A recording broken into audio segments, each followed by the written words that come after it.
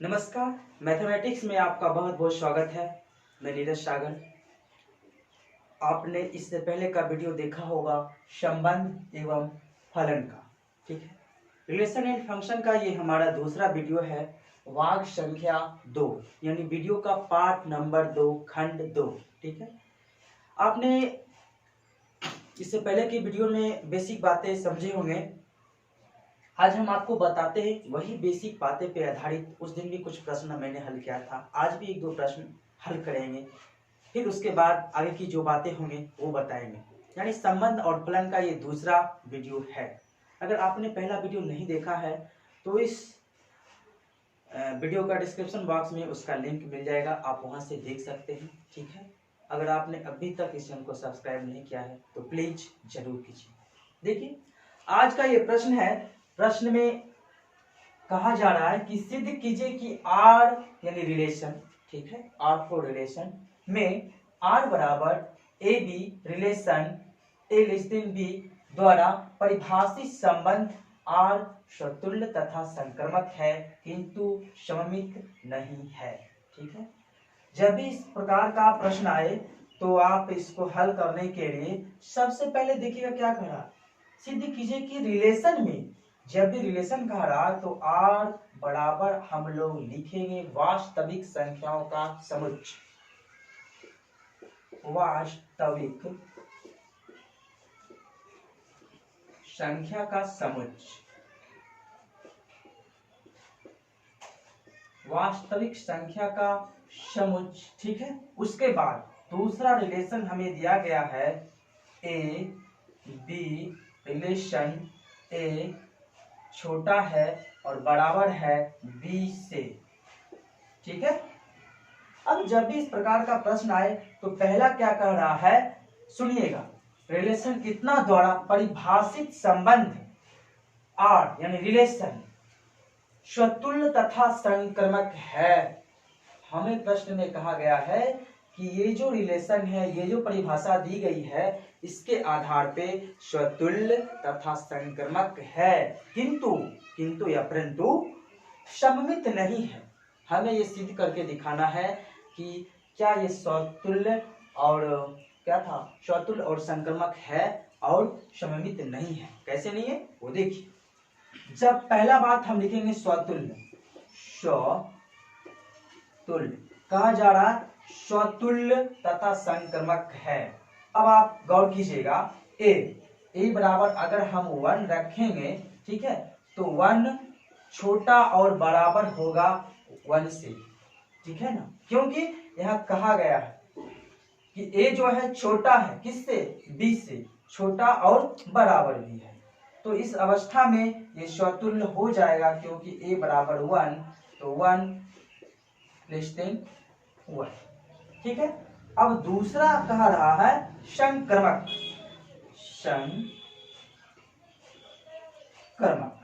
संक्रमक कह रहा है स्वतुल्य तथा संक्रमक है।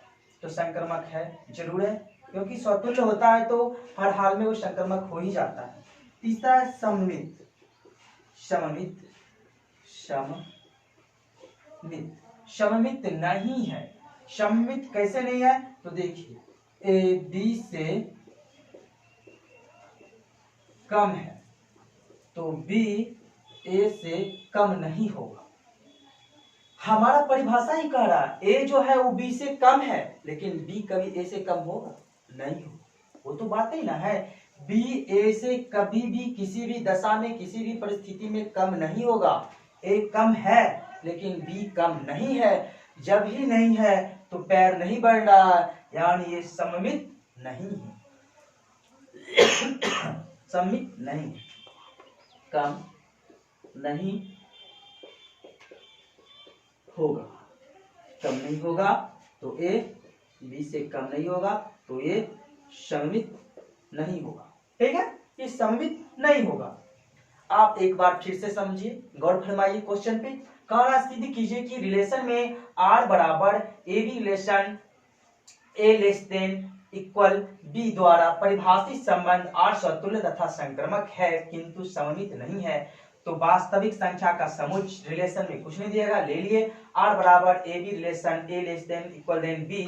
उसके बाद स्वतुल्य, स्वतुल्य का आर स्वतुल्य तथा संक्रमक है। कैसे है मैंने बता दिया, अगर ए बराबर 1 तो 1 ए से बी से कम है, इक्वल है, ठीक है, ये हो गया। संक्रमक जब स्वतुल्य होता है तो संक्रमक हो ही गया। सममित, सममित में कहा गया है हमने लिया ए बी से कम है तो बी ए से कम होगा, तभी तो होगा। जब ए बी से कम है तो बी भी ए को कम होना चाहिए, तब ये सममित होगा, क्योंकि ए बी से कम है लेकिन बी ए से कम नहीं है, इस दशा में सममित नहीं होंगे। तो चलिए आगे हम बतलाते हैं आपको दूसरा टॉपिक। तो देखिए इस प्रश्न में एकाकी और आच्छादक को हम बताने जा रहे हैं, जिसमें एकाकी प्रतिचित्रण है यानी 1-1 मैपिंग, ठीक है। जब 1-1 मैपिंग यानी एकाकी प्रतिचित्रण तभी होगा जब हमारा प्रतिबिंब और अवयव दोनों समान होंगे, यानी दोनों बराबर होंगे। दोनों बराबर होंगे तब एकाकी प्रतिचित्रण यानी प्रतिबिंब जो है वो बनेगा यानी होगा, अन्यथा नहीं होगा। इसलिए हमने यहाँ लिख दिया है कि प्रतिबिंब और अवयव जब बराबर होगा तभी बनेगा, अन्यथा नहीं बनेगा, ठीक है। एक इसी पे हम एग्जांपल लिए हैं। F relation R equal to R इस प्रकार है कि F X 2x + 1 x relation R, यह एक एकाकी प्रतिचित्रण होगा यदि x1 व x2 डोमेन आर को भिन्न भिन्न या विभिन्न अवयव होंगे या होगा। जब भी इस प्रकार का प्रश्न आए तो हम इस प्रकार से हल करेंगे। सबसे पहले देखेंगे डोमेन क्या कह रहा है। डोमेन के कहने का मतलब है x1, ठीक है, नॉट इक्वल टू x2, या भी आप ले सकते हैं 2x1 2x2। अगर यहाँ भी नहीं बन रहा है, नॉट इक्वल टू है, तब हम आगे क्या करेंगे, क्योंकि फंक्शन यहाँ से ही नहीं बन रहा, परिभाषा से ही, तब आगे हम इसमें कुछ प्लस या माइनस करेंगे। सपोज कीजिए हम यहाँ 1 प्लस कर रहे हैं, ठीक है, तो 2x1 + 1 इक्वल टू, ये भी नहीं बनेगा, 2x2 + 2, तो फिर होगा फंक्शन x1 बराबर नहीं फंक्शन x2। जब इस दशा में आ जाए तब हम क्या करेंगे, यहां पहले देखिए, यहां तक समझ लीजिए। देखिए कह रहा एफ रिलेशन आर इस प्रकार है कि F X 2x + 1 not relation x relation R, यह एक एकाकी प्रतिचित्रण होगा यदि x1 व x2 डोमेन आर को भिन्न भिन्न अवयव होंगे। अब यहाँ देखिए, जब डोमेन से हम लेके चलते हैं, इसको हल करते हैं, तो x1 not equal to x2 या x2x1 ले लिए, फिर 2x2 ले लिए, इसमें भी नॉट इक्वल टू हुआ, +1 की उसमें भी नहीं हुआ, अंत में जाकर function x1 not equal to function x2 आ गया। अब हम प्रतिबिंब से चलेंगे। जब यहाँ प्रतिबिंब से चलेंगे तब हमें क्या प्राप्त होगा, x1 बराबर x2। कैसे प्राप्त होगा अब देखते हैं। f(x1) f(x2), ठीक है, तो 2x1 बराबर 2x2, तो 2x1 + 1 बराबर 2x2 + 1, ठीक है। कब, ये तभी होगा जब हम फंक्शन से लेकर चल रहे हैं, ठीक है। अब इसी में ये एकाकी है या नहीं है, अब हम प्रतिबिंब की सहायता से अगर आपको बताना चाहते हैं तो देखिए, प्रतिबिंब के लिए देख लीजिए। अब हम इसको मिटाते हैं, प्रतिबिंब के लिए एक प्रतिबिंब क्रिएट करते हैं।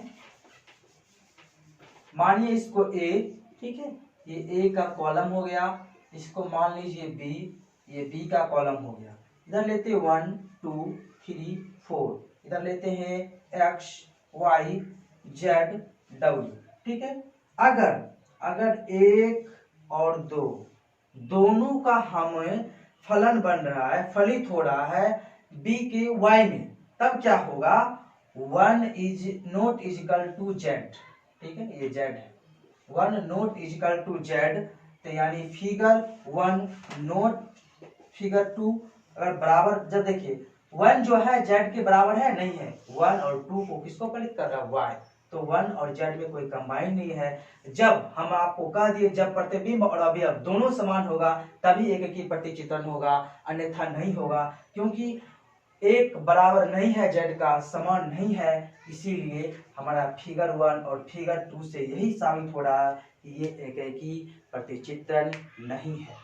अब एकाकी के बाद हम अगले स्टेप में पढ़ने वाले हैं आच्छादक। ठीक है, तो देखिए आच्छादक के बारे में भी देखिए। अब हम आच्छादक को समझते हैं और आच्छादक को समझने की कोशिश करेंगे इस फिगर के माध्यम से, इस चित्र के माध्यम से। चित्र में एक साइड ए दिया हुआ है, दूसरा साइड बी दिया है। ए के कॉलम में हमने रख लिया है, ए के फिगर में A1 से लेके A5 तक, और बी में B1 और B2 रखा है।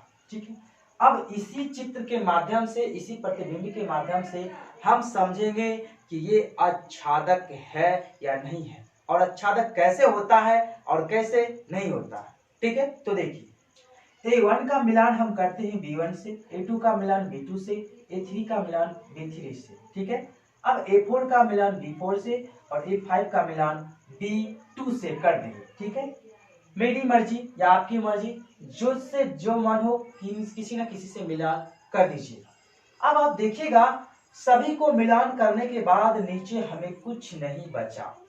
इस दशा में इसे हम क्या कहेंगे, आच्छादित। अगर यहाँ कुछ बच जाता, सपोज कीजिए A6 रहता, अगर वो बच जाता तब क्या होता, ये आच्छादित नहीं होता। कहने का मतलब है कि फिगर बी के फलन जो है वो किसी न किसी ए को फलित हो रहा है। फिगर बी के जो फलन है वो किसी न किसी ए को फलित हो रहा है। जैसे B1 का फलित हो रहा है A3 A2 A1 में, ठीक है, B2 का फलित हो रहा है A4 A5 में।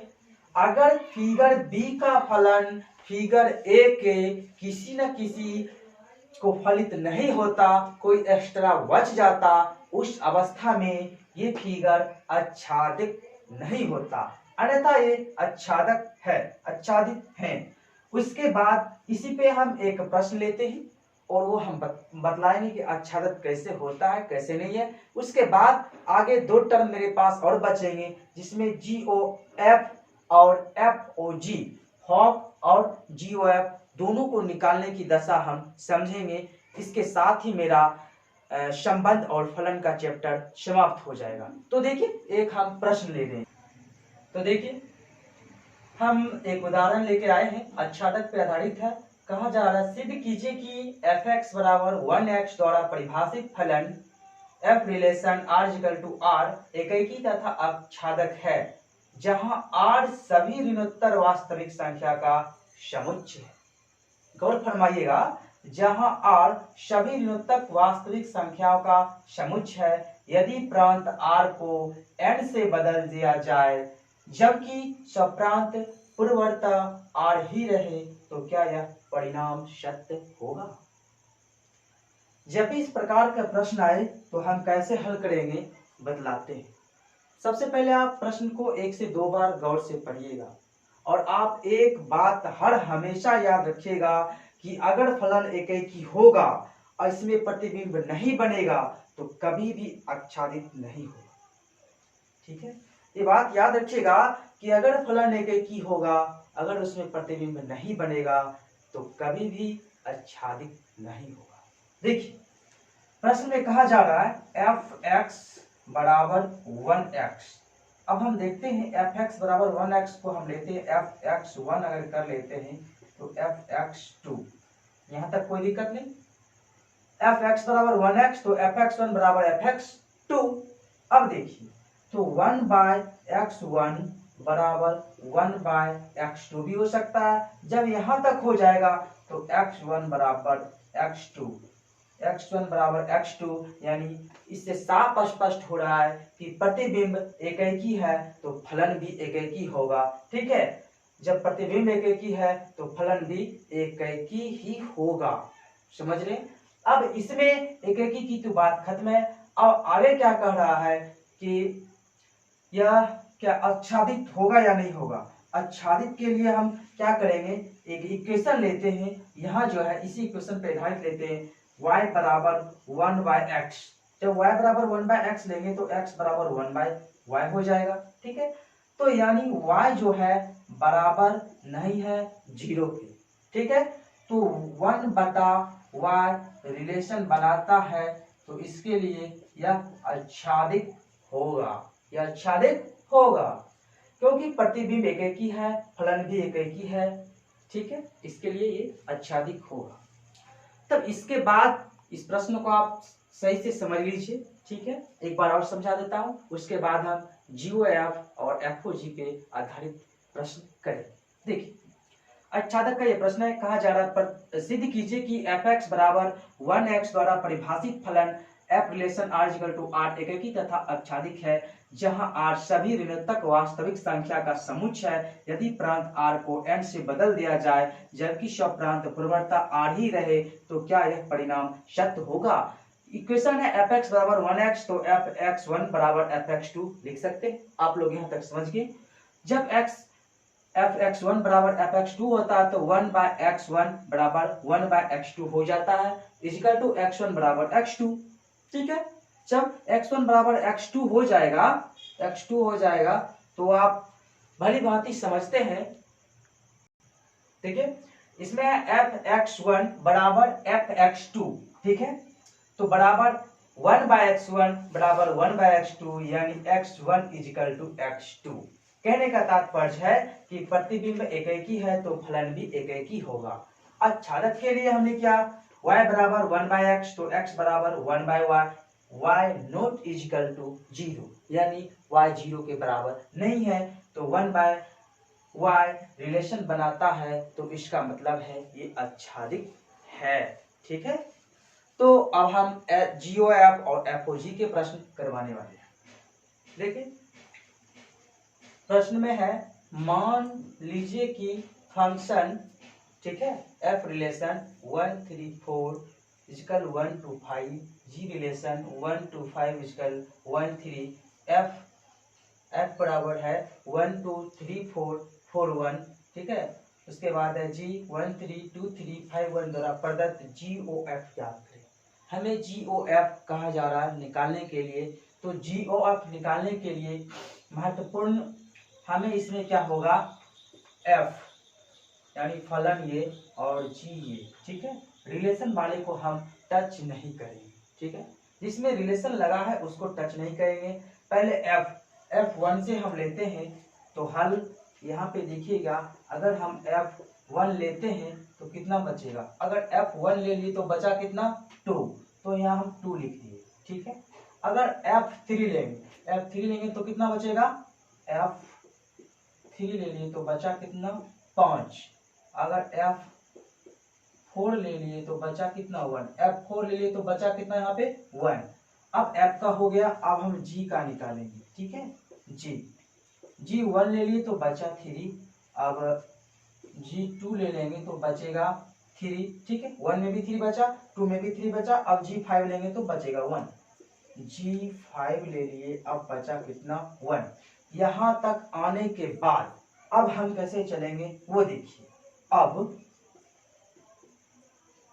GOF1 बराबर GF1 बराबर, अब देखिए GF1 का मान कितना है, F1 का मान कितना है 2 है, 2 है, तो हम यहाँ लिखेंगे G2। आप जानते हैं कि G2 का मान कितना है 3 है, तो G2 का मान कितना आया 3 आया। ठीक, इस कॉलम पे हम ध्यान देंगे। GOF1 में G का फंक्शन 1 लिए, F1 लिए, तो F1 का मान 2 था। ठीक है, तो 2 लिखे तो G2 हो गया, और G2 का मान यहाँ से ले लेंगे 3। ठीक, अब आगे देखेंगे GOF2 लेंगे हम। ठीक है, GOF1 हो गया, अब लिखेंगे GOF1 के बाद GOF3 ले लेंगे, तो GF3, F3 का मान कितना है, F3 का मान 5 है। ठीक है, तो यहाँ हो जाएगा G5। ठीक है, G5 का मान कितना है 1 है। ठीक है, इसको लिए हम यहाँ 1 लिखते हैं। अब लिखेंगे F4, GOF4 4 में क्या हो जाएगा जी अंदर F4 का मान कितना है 1 है तो G1 और G1 का मान हमें 3 मिल रहा है तो कितना हुआ 3। इस अवस्था में हमें GOF का मान क्या ज्ञात होगा। अब यहीं से जो भी ज्ञात होगा इसी कॉलम से हम ज्ञात करेंगे। तो GOF बराबर हो जाएगा 1 3 के बाद हो जाएगा 3 1 उसके बाद 4 3। यही हमारा उत्तर हो गया। GOF का मान होगा 1 3 ठीक है 3 1 उसके बाद 4 3 ठीक 1 3 3 1 4 3 GOF का मान आप एक बार फिर से समझ लीजिए ठीक है। उसके बाद हम FOG पे आधारित एक प्रश्न करेंगे। मान लीजिए कि F रिलेशन 1 3 4 इक्वल 1 2 5 इसके बाद G रिलेशन 1 2 5 इक्वल 1 3 F है 1 2 3 5 4 1 G 1 3 2 3 5 1 द्वारा प्रदत्त GOF ज्ञात कीजिए। उसके बाद F1 बराबर 2 क्योंकि 1 लिए तो 2 बचा 3 लेंगे तो 5 4 लेंगे तो 1 ठीक है। उसी प्रकार G1 से ले लिया हम। जब दोनों निकल गया उसके बाद हम रिलेशन कंबाइन किए GOF1 के लिए F1 पे लिए तो F1 का मान था 2 तो J2 अब G2 का मान कितना है 3 सब का मान निकाल करके GOF में बैठा दिए ठीक। अब हम दूसरा प्रश्न की ओर बढ़ रहे हैं वो होगा FOG ज्ञात करने पे आधारित प्रश्न। देखिए ये FOG ज्ञात करने पे आधारित प्रश्न है जिसमें लिखा गया है fx बराबर mod x तथा gx बराबर mod 5x माइनस 2 ठीक है। तो FOG ज्ञात करिए। जब भी इस प्रकार का प्रश्न आए तो आप हल करने के लिए क्या कीजिएगा F mod 5x माइनस 2 बराबर 5x माइनस 2। कहने का तात्पर्य है जो F का है वो G का है दोनों को हम कंबाइन कर दिए तो यही इसका उत्तर हो गया FOG ठीक है। अगला प्रश्न है fx बराबर 8x³ तथा gx बराबर x पर पावर 1/3 तो FOG ज्ञात करें ठीक है। इसमें क्या करना होगा तो FOG बराबर f gx बराबर f पर पावर x 1/3 तो 8 पर पावर x 1/3 पर पावर 3 तो 8x ठीक। देखिए fx बराबर 8x³ तथा gx बराबर x पर पावर 1/3 तो FOG ज्ञात करें तो FOG बराबर f ठीक है fx बराबर x पर पावर 1/3 था बराबर कर लिए 8x पर पावर 3 तो इधर जाके 8x 1/3 का 3 तो f बराबर 8x यानी FOG बराबर 8x। तो आपने GOF FOG ठीक है FOG दोनों पे आधारित प्रश्न पढ़ लिए। हमें आशा होगा कि आप संबंध और फलन में जरूर कुछ न कुछ सीखे होंगे। आज संबंध और फलन का अंतिम एपिसोड है। इसके बाद अब आगे हम जो भी एपिसोड शो करेंगे आपको उसका नोटिफिकेशन मिल जाएगा। इसके लिए आप इस चैनल को सब्सक्राइब जरूर कीजिएगा और हाँ बेल आइकन को प्रेस करने के लिए नहीं भूलिएगा। अगर इस संबंध और फलन में जरा सा भी कोई कठिनाई हो तो आप हमें मेल कीजिएगा क्योंकि मेल बॉक्स हम डाल देंगे। अगर मेल नहीं कर सकते तो कमेंट जरूर कीजिएगा। इसके रिलेटेड हम दूसरा वीडियो इससे भी बेहतर जहां तक हम सक्षम हो वहां तक समझाने का प्रयास करके बनाएंगे। तब तक के लिए धन्यवाद।